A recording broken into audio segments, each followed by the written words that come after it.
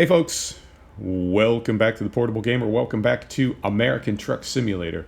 And welcome back to Ontario, Oregon. We just picked up a load of used packaging here at the drugstore. We're going to take it up to Kennewick, Washington, which is sort of just right over the line, but it's on the other side of some mountains. So we got some twisties to get through. Here we go.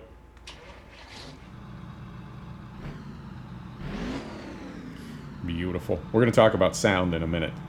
Oh, we're going to talk about sound. Right. We just slept. Plenty of fuel. Here we go. So how's everybody doing? It's Saturday for me. You're going to see this on Sunday. I hope everybody's doing okay.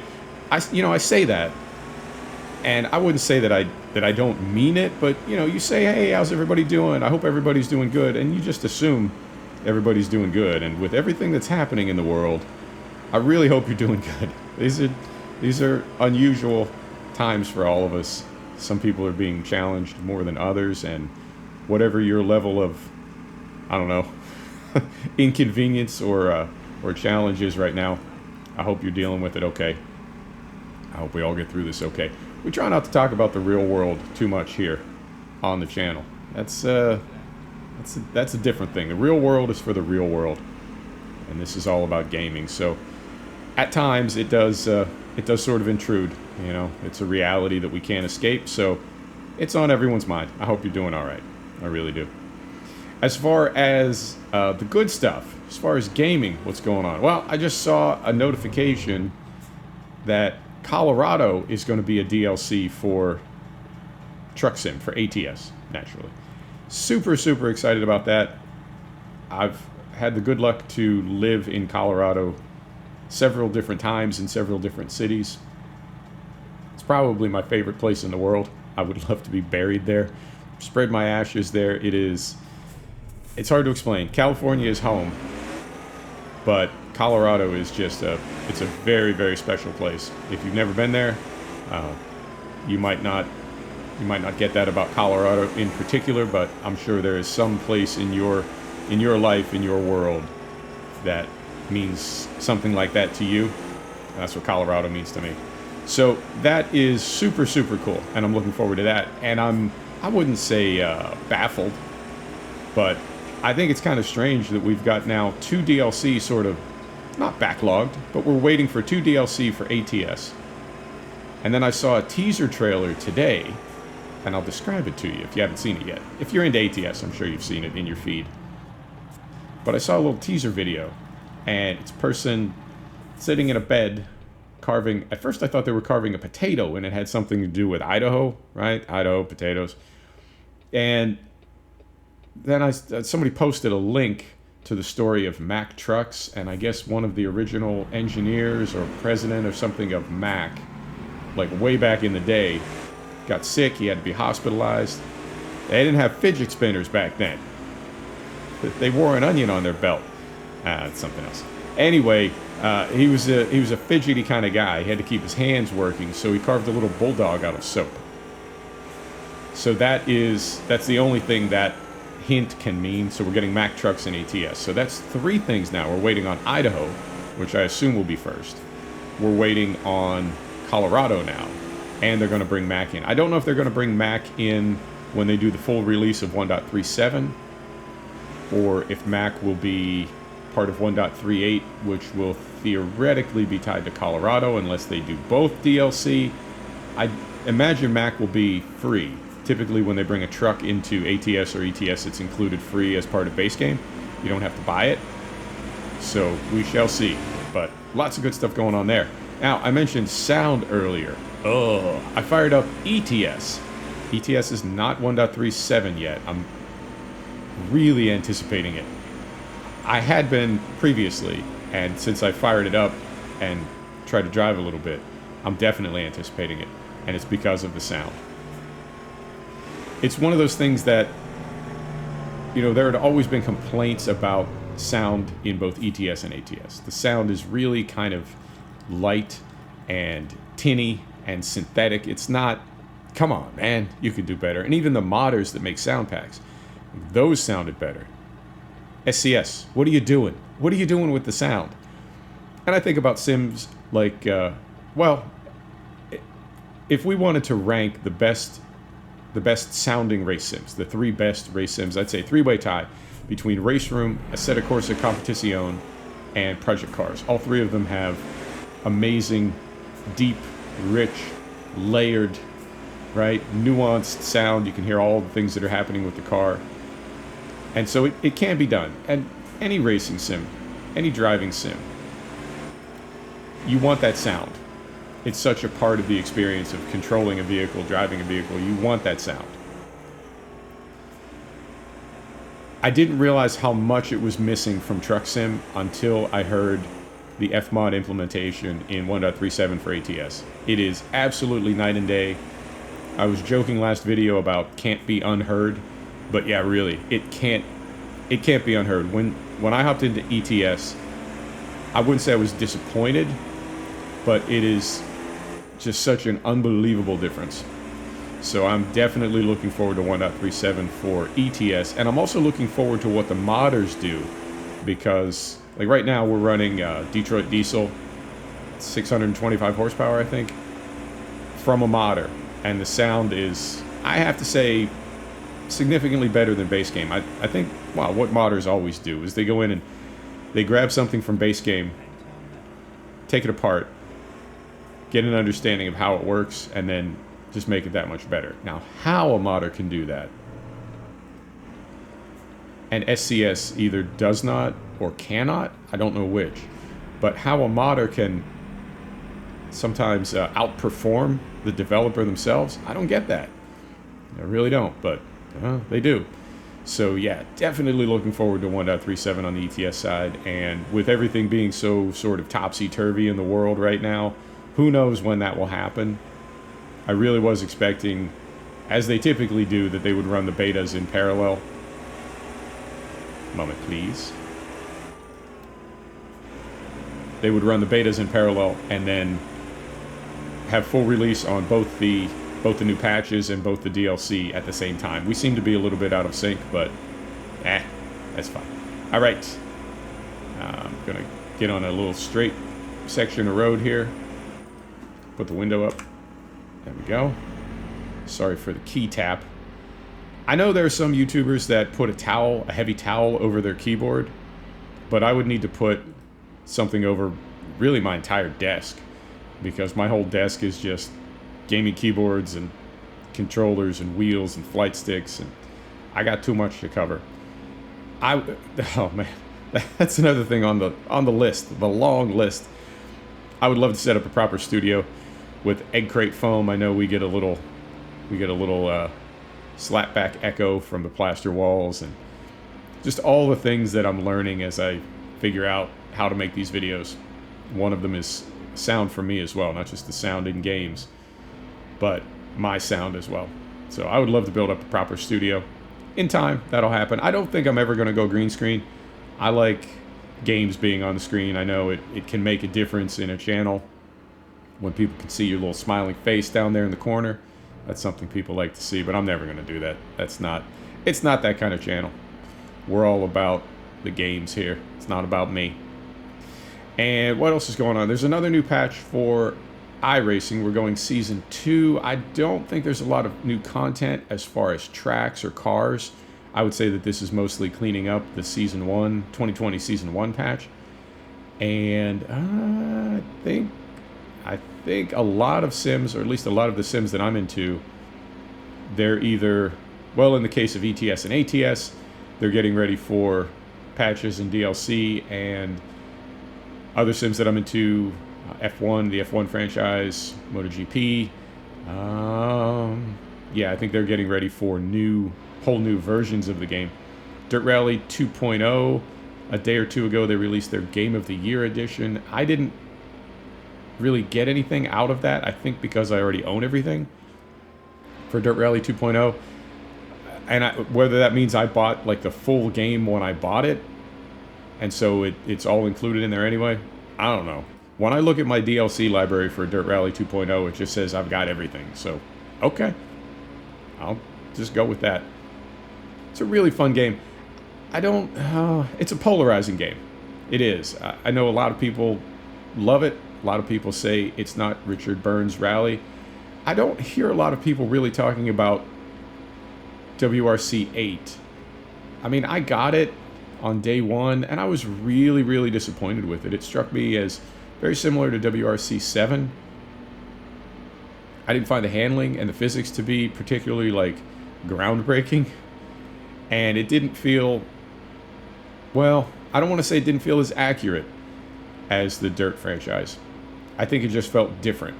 But as far as the accuracy of the physics, nothing jumped out at me as particularly, like I said, groundbreaking or realistic or intuitive or anything else. That franchise, that's KT and Big Ben, I believe.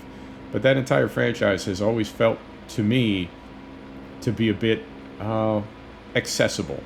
That's a nice way to say it. A bit arcadey.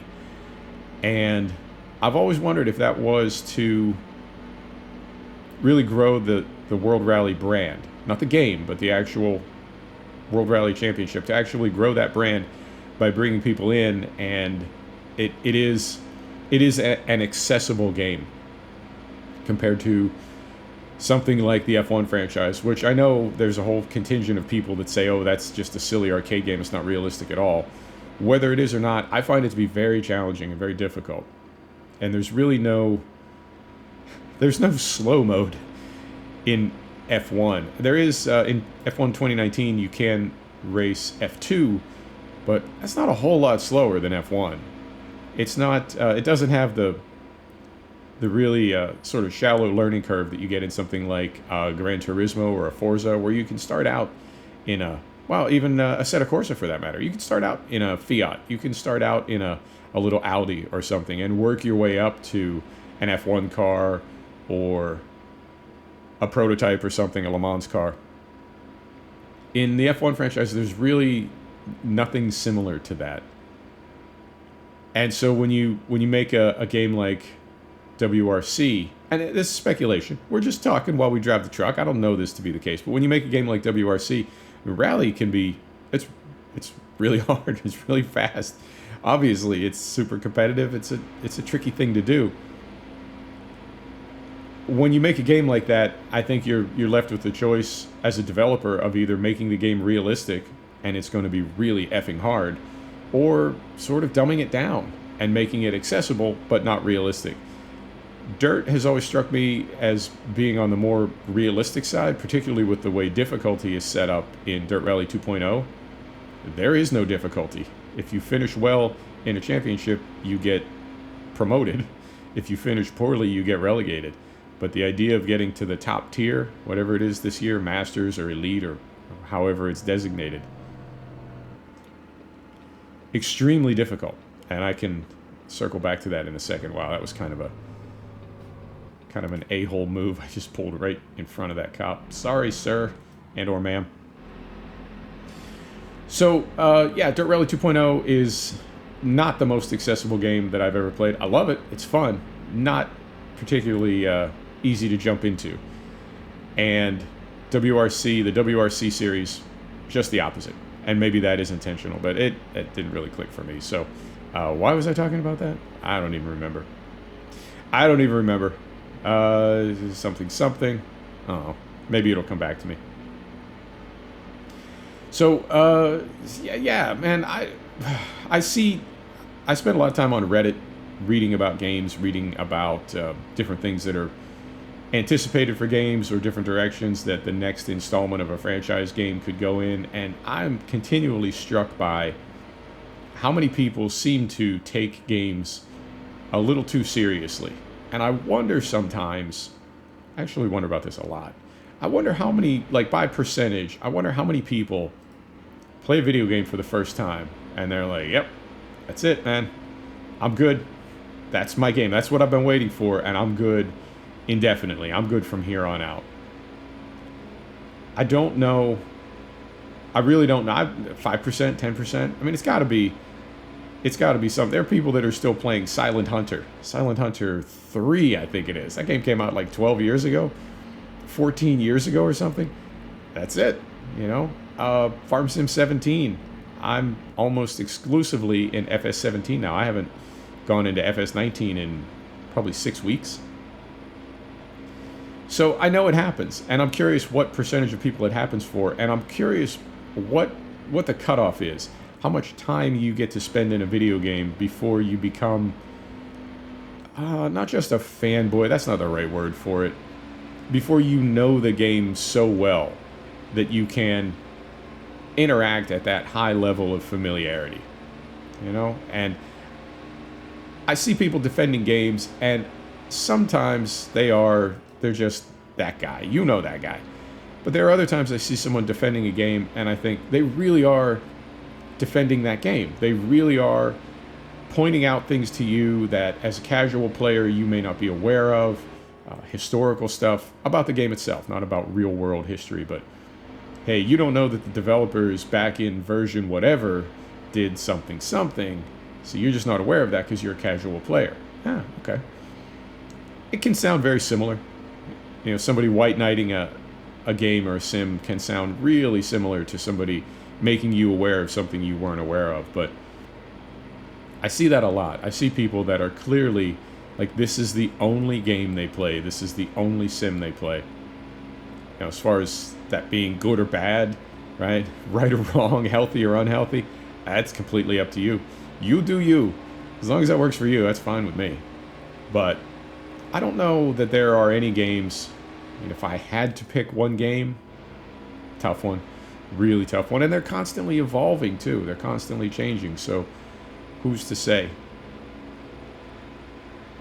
I was about to uninstall Project Cars 2 a couple of weeks ago. And I thought, well, you know, before I uninstall this, because it's more of a game than a sim.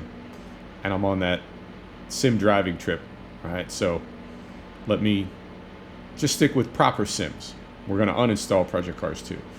And before I uninstall it, I think, let me take a spin here. And I started driving cars. I got on different tracks, day, night, wet, you know, all that stuff. And I realized, all right, so we're going to pull in here and get weighed.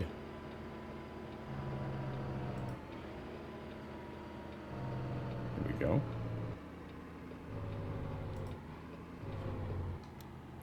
I realized the selection of cars, the selection of tracks, like it says on their, I don't know, their webpage, it says they're curated. And it's a buzzword. It's a marketing term. Curated. It just means somebody picked them out. Well, somebody picked everything out. That's what happens. Like, somebody's got to pick things out. Somebody's got to decide what content is going to be in a game. Doesn't mean it's all curated, right? It's a throwaway term. It's a marketing term. But I look at the cars in Project Cars 2 and I think, wow, these sort of are curated. Because there are some older cars, there's some more obscure cars, there are some race cars and sports cars that they're sort of car nerd cars, right? They're cars that even people that are really into cars haven't always heard of or are not always familiar with. So it's a really thoughtful collection of cars. I like the tracks. There are a few notable tracks that are missing, but I really like that game. It's more of a game than a sim, but if I could only have one racing game, one racing sim, could it possibly be? Should we? Yeah, let's do it.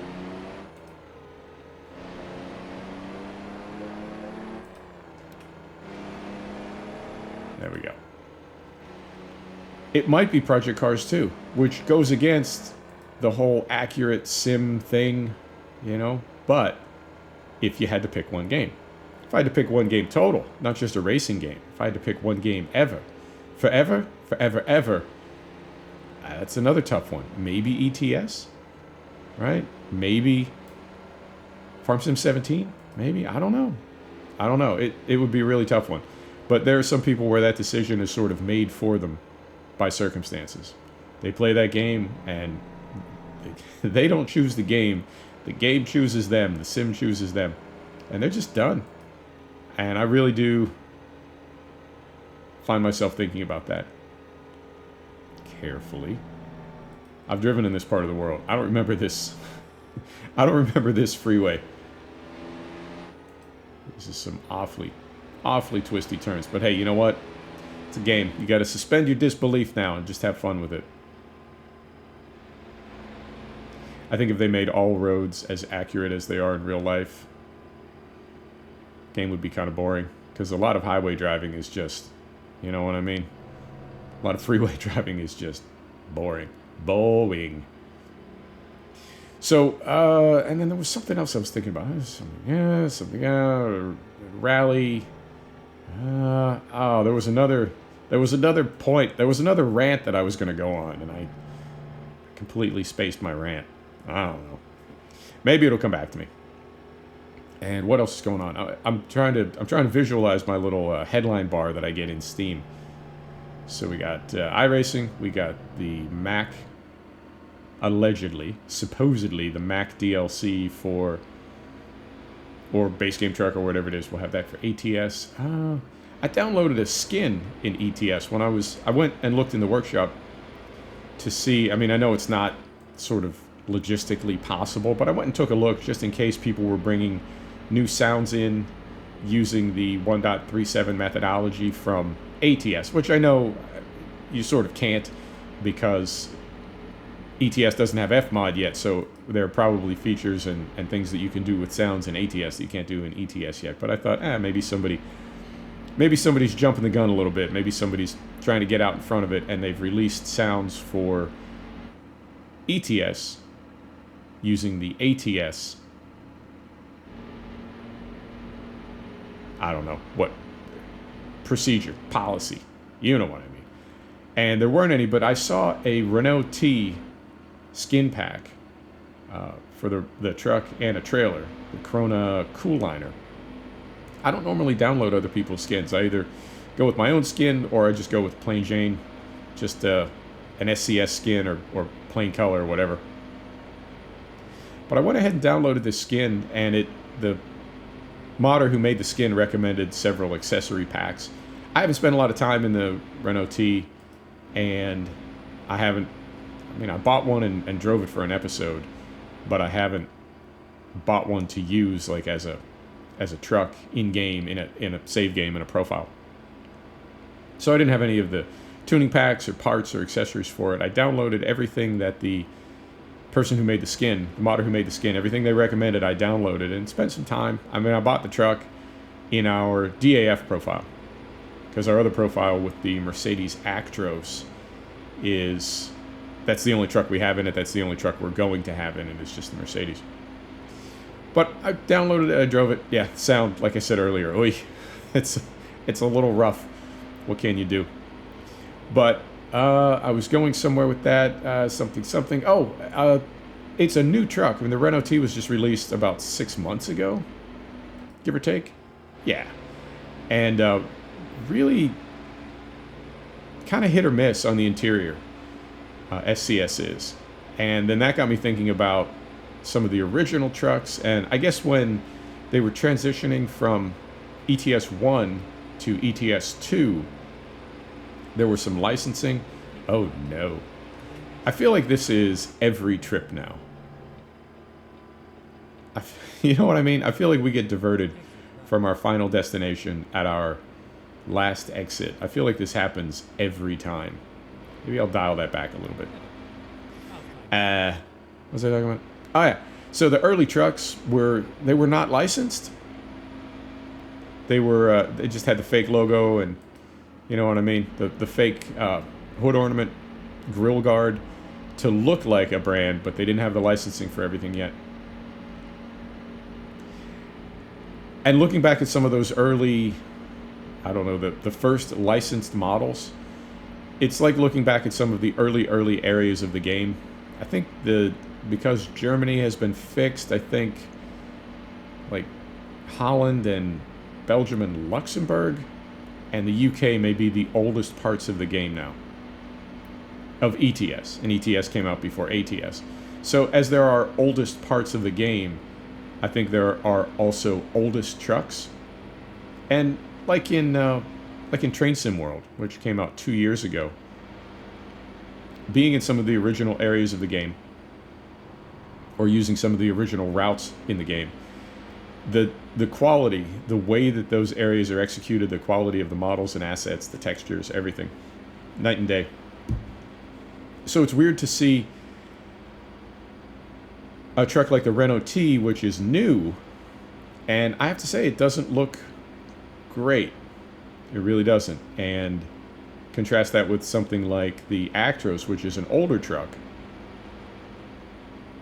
and see that they look just about the same. So I'm always curious how these things work out. Are those, was it, maybe the Renault T was something that's been in storage for, right? It's been on hiatus. What's the word I'm looking for? It was done and they were all ready to go. They just needed approval from Renault or something. I don't know. But it doesn't seem like a brand new truck. It doesn't look as good as I would expect it to. And the DLC areas as well. So we're in Oregon now, which is the... Let me see. We had Utah. Before Utah, we had Washington. So this came out, maybe a year ago. I think this area looks great. It really, really does. Concentrating. Yep, just trying to see how big this turn is. Okay, we'll be fine. I think this area looks great. Some of the original parts of the map, Southern California, not quite as good. So it really is, yeah, it's such a project to do this. It's a project to do it at the best of times. And as far as the, things getting a little bit, maybe not weird, probably not the right word, but things getting a little bit chaotic now with everything that's going on in the world. If they've got one team working on ATS and one team working on ETS, then that would explain why they're a bit out of sync. But so it goes. Nothing to complain about. Oh my goodness, 27 minutes. So if we turn around here, and I imagine we're going to get off and then get right back on this freeway, and then head back to Kennewick. Yeah, let's see. We might be a few minutes over half an hour, but we're just going to the end. We're going. Can't give up when we're this close. Then exit right.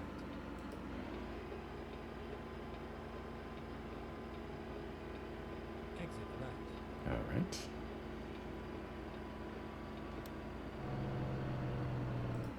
Oh, man, these trucks sound so good now. Keep left. Then turn What a difference.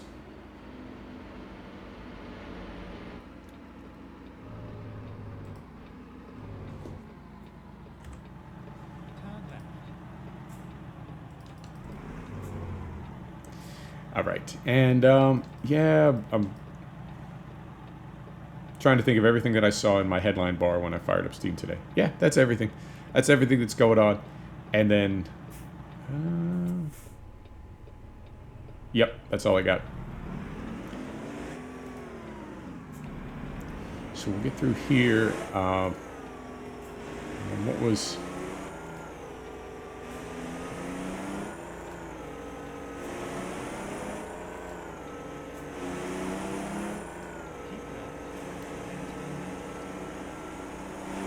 See if we can catch this green light, maybe.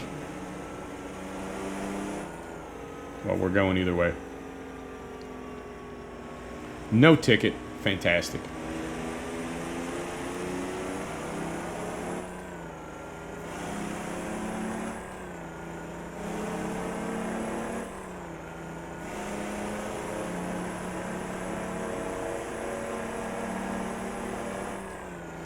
All right, window up.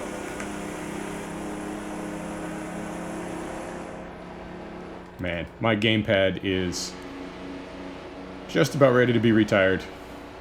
I've got a Razor Wildcat tournament that has treated me right for 2 years, and this is the first time I've ever killed a gamepad. I knew it was possible. I've just never personally done it, but I've done it now, and I don't know what to get. They're not making the Wildcat anymore. I can get a Wolverine tournament, I can get a Wolverine Ultimate, or I can get the Xbox One X, One Series 2. You know the one I'm talking about. I don't know if I want to go wireless. That's one of those things that it seems like a good idea, but I know you can get some reporting problems, and I've got this new tower that I got has 7 USB ports, and then I use a 7 USB port hub as well. And I'm not out of USB ports, but I know there can be some reporting issues with everything, even though it's USB 3.0, even though it's fast, you can still have some reporting issues with everything sort of talking at once. And I hear these. Obviously, I'm not a competitive gamer. I ain't playing CS:GO for money or anything. But I know at a certain level, gamers use they just plug their headset into the 1/8 jack. They don't use USB because it slows down the sound, slows down the reporting when it has to convert it. And they don't use wireless mouse. They don't use wireless gamepad. Everything has to be wired for speed. I don't think I'm at that level. I think I will always be on a wireless headset now. I'm just spoiled by it, and it's so much easier. And in a way, not safer. That's not quite the right word, but you know what I mean? You forget that you're wired and stand up and, make a mess. So I think I'll stay with wireless headset, which I also need to replace, by the way. But it's not as bad as the gamepad. But as far as going wireless, I don't know.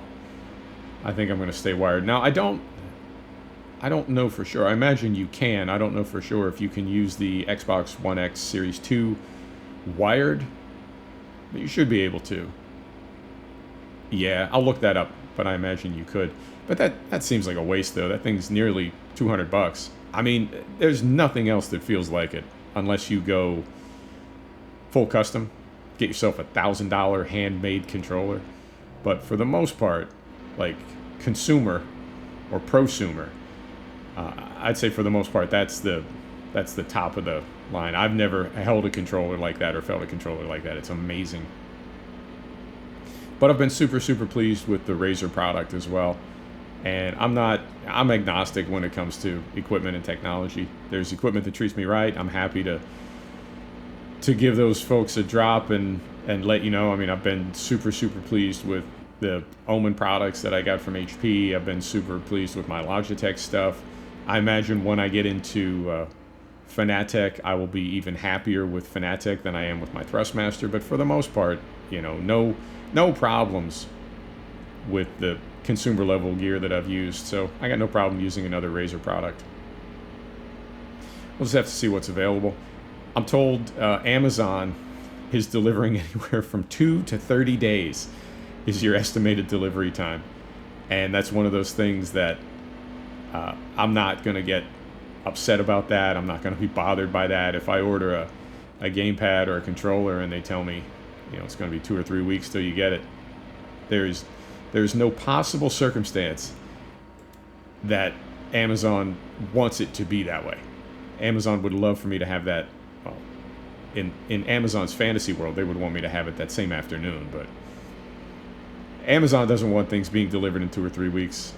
I spent some time at UPS, and one of the goals was to always get everything out of the center. And what my boss would tell me is, we're not a storage company, we're a delivery company. Get everything delivered. Get it out of here. And we're super tight on space. It's an efficient company. They don't have any more room than they need. And a company like Amazon, they don't want to have anything in their system for 1 second longer than it needs to be there. The idea that they would have something in their system for a month. They don't want my gamepad in their system for a month or 2 weeks or whatever. They want the order to be placed. They want to get it fulfilled. Everybody gets paid. And then we're done. So if that's the way things work out, if it is a few weeks or whatever, that's just how it is right now. Nobody wants it to be that way. So we'll see. And there could be a flyer as well. There could be some, when I do my research, there could be some other brand that I find that I'm not familiar with. And it turns out that's the way to go. So we'll see. I'll keep you posted. Turn right. All right. Here's our big right turn.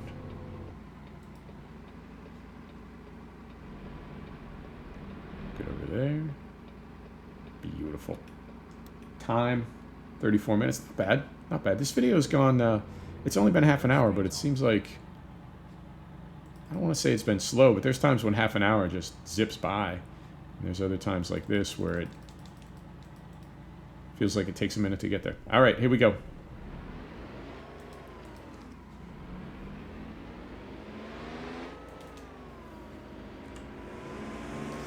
Of course, we got to put the window down. keep seeing on the wish list.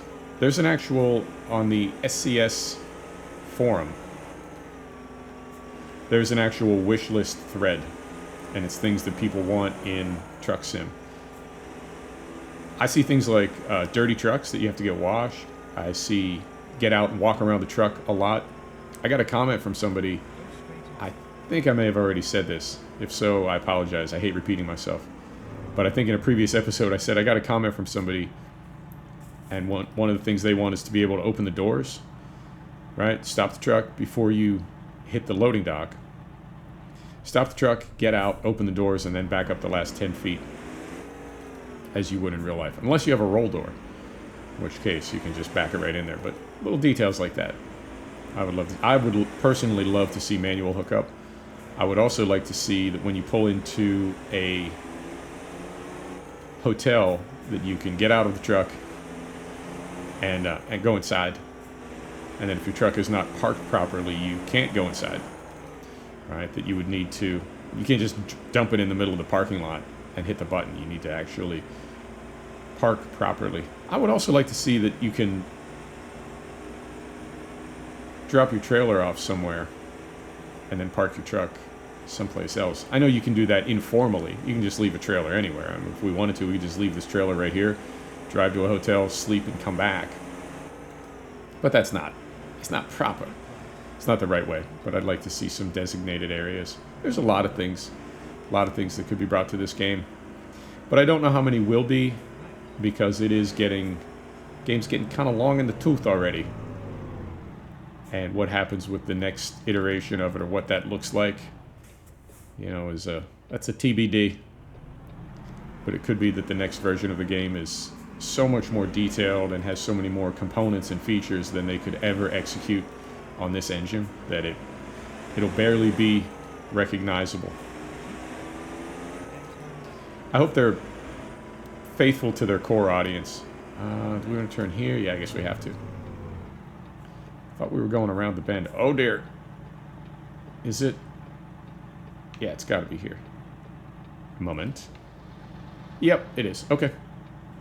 Well, we've made a bit of a cluster, but we'll hopefully... Yeah, we can make this turn. This good citizen... Oh, no, they're not. Oh, yes, they are.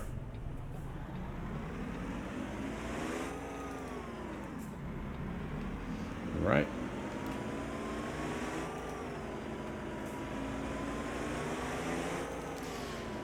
So yeah, we'll see. And I have no idea when that's going to happen. I don't even see rumors about when ETS 3, ATS 2, are they going to combine them? If it was me, I think I would. Just make International Truck Simulator. But there's so much content, and there are so many people that prefer one over the other. Both, neither, that sort of thing.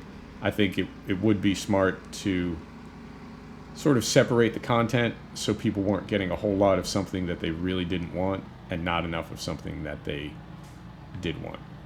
Can we? Maybe. Maybe. But you know what happens when I try to throw it over too hard? Instead of taking 2 swings at it, I end up just jackknifing and ending up all crooked anyway, so maybe we're going to have to take 2 swings. Alright. We're going to have to take 2 swings anyway, so why not just do it right?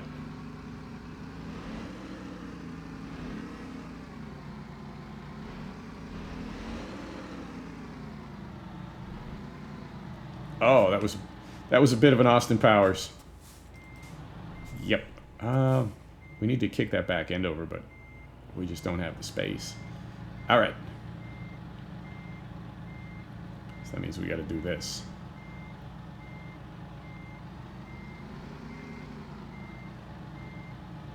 Try not to hit back here. Where's our spotter? Where's the boy? Oh, where's the boy when you need him? All right, so we got to come over here now.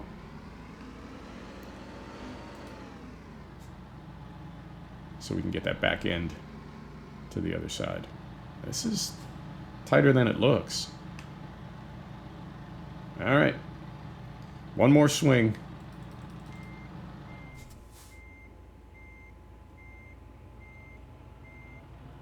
There we go. So we'll jackknife this thing in here and then straighten it out.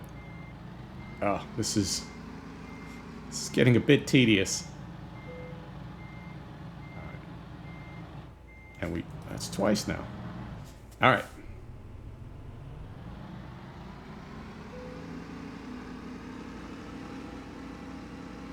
Yeah, this is a bit tight in here, and it's only a 53-foot box. It's nothing outrageous.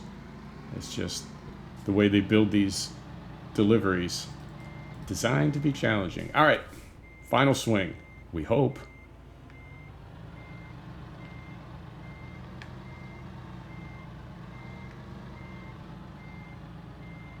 That is going to have to be close enough. Because I'm not, what is that, like 6, 7? That's all you're getting. All right, and we're in.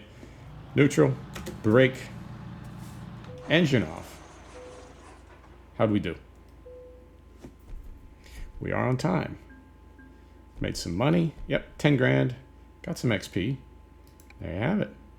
Folks, thanks for stopping back to check out The Portable Gamer. Thanks for joining us for another episode of American Truck Simulator. We'll see you next time. Take care now.